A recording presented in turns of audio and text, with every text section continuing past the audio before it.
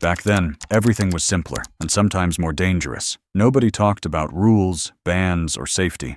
We simply lived wild, free, and often completely unreasonable. Things that would be unthinkable today were just part of everyday life back then. And one of them was so crazy that you have to ask yourself today, how is that even allowed? Number 1, driving like you were in your living room. Back then, driving wasn't a strictly regulated safety ritual, but almost a little family adventure on wheels. The back seat was a playground, sofa, and dining room all in one. Kids lay across the seats, played with matchbox cars, or held their arms out the window to feel the wind. Father smoked at the wheel. The ashtrays were overflowing, and on the passenger seat often stood an open beer bottle. Because one is fine. Seatbelts usually hung unused at the side, just getting in the way when climbing in. When it was time for vacation, bags were stacked up to the roof. The dog sat in the back between the children, and music came from the cassette player. Nobody talked about traffic safety, at most about whether the car would make it up the next hill. Looking back, it seems crazy, but that's exactly how freedom smelled in 1970s Germany. Gasoline, filter cigarettes, and adventure. Number 2, smoking allowed everywhere. It was a time when smoke simply belonged to life, to style, almost to society itself. In trains, the haze drifted through the compartments. In cinemas, the seats sat in a fog, and even at the doctor's office, an overflowing ashtray often stood on the table. In restaurants, guests smoked between courses, while waiters served with a cigarette in the corner of their mouth. Bus drivers had a cigarette dangling while tearing tickets. And in offices, a gray veil hung over typewriters and coffee cups. Even in apartments, there was always that heavy smell of cold smoke, carpet,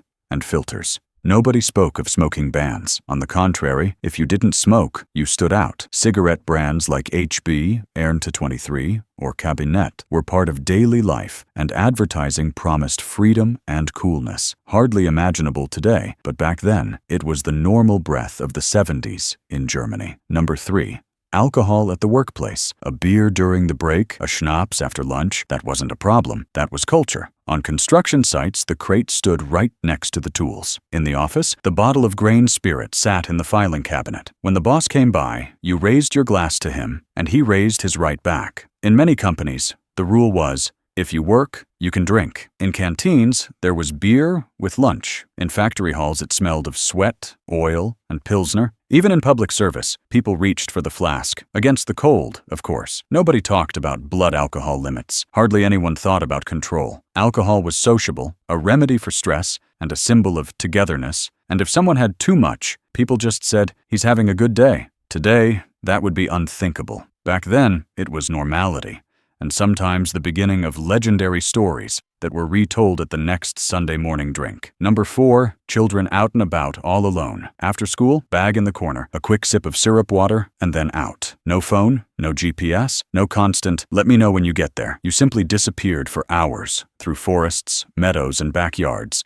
by bike to the neighboring village or to the quarry lake. Nobody worried, as long as you showed up again for dinner. When the street lights came on, that was the signal to come home. In between, you rang doorbells at friends' houses, got ice cream for 30 pfennig, or sat on the curb until it got dark. Parents trusted that everything would be fine, and usually it was. Today, people would talk about duty of supervision. Back then, we called it childhood, a time when adventures happened without adult accompaniment. And that's exactly what made them so unforgettable. Number 5. Corporal punishment in schools. In the classrooms of the 60s and 70s in Germany, there was a different tone and a different kind of discipline. If someone was cheeky, there were no long discussions, just a quick reaction. A slap with the ruler on the fingers, a tug on the ear, or a strike with the wooden pointer were part of everyday life. Some teachers even had nicknames because of their techniques. If you came late, you had to stand in the corner or copy the text in front of the class 100 times, and if you complained, you usually got another one at home. It was a time when respect was confused with strictness and discipline was more important than understanding.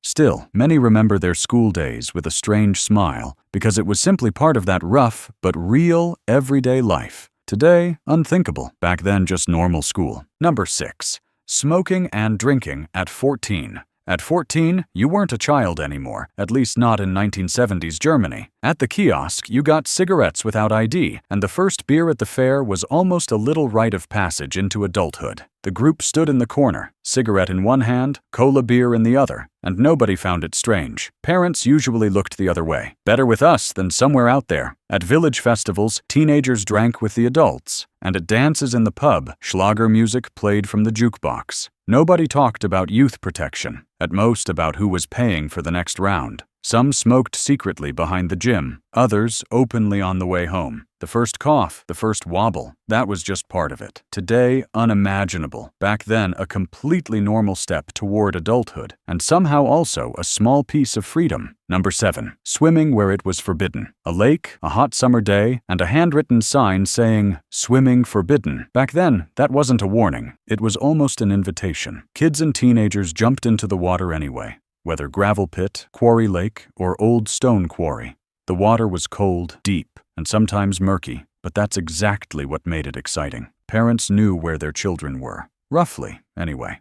On the shore lay bicycles, towels, and cola bottles, and somewhere a transistor radio played Mendocino, or Ein Bett im Kornfeld. There was no lifeguard, no barriers, just a thirst for adventure, and the belief that everything would be fine. And usually it was. Today, you'd see barrier tape and safety vests. Back then, it was simply summer, sun, and pure freedom. Number 8. Fireworks and firecrackers without supervision. New Year's Eve back then wasn't a safety concept. It was a wild competition to see who could make the loudest bang. Children ran through the streets with pockets full of firecrackers. Rockets were launched from beer bottles, and some held them in their hand until the fuse was almost hissing. Showers of sparks, smoke, and screams of joy. That was the turn of the year. Parents watched or joined right in. No distance, no safety goggles, no worry. The brave ones tied firecrackers together to build real explosions, and the whole neighborhood vibrated when it went off. The next morning,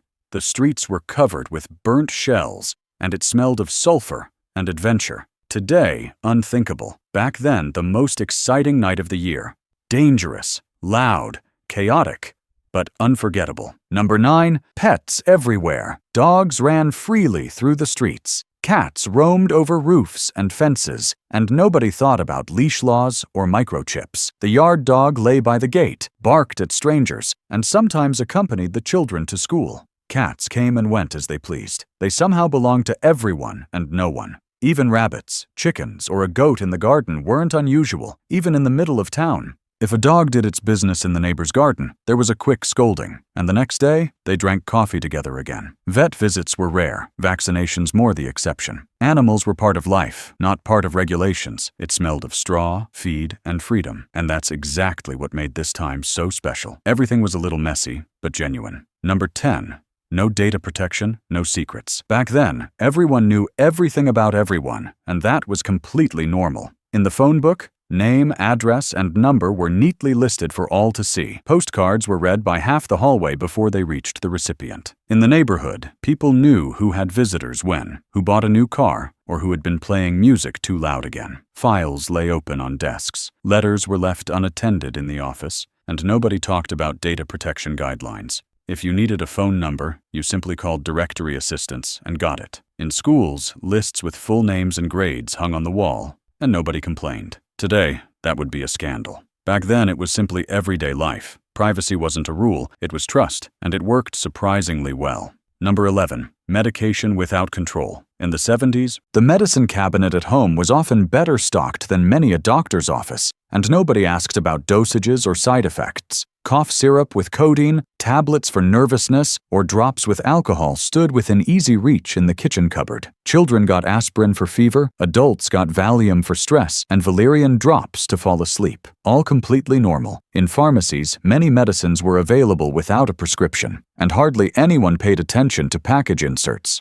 If someone had back pain, the advice was, "Here, take something, it helps." And usually, it did somehow. Doctors prescribed generously, and nobody counted pills or milligrams. Today, unthinkable.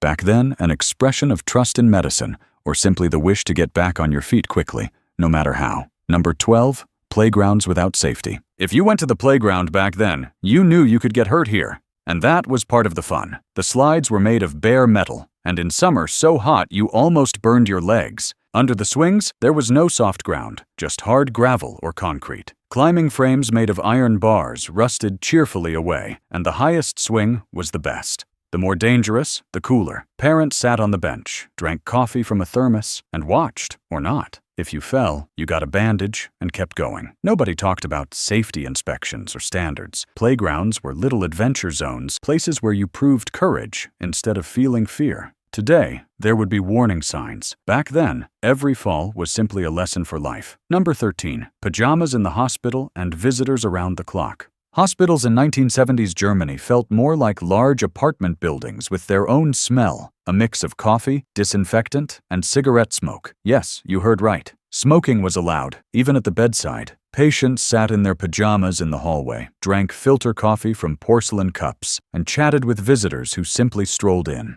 Nobody knew visiting hours. Children sat on grandma's bed while the doctor made rounds with a cigarette in hand. Everywhere there was coming and going, often loud, warm, and chaotic.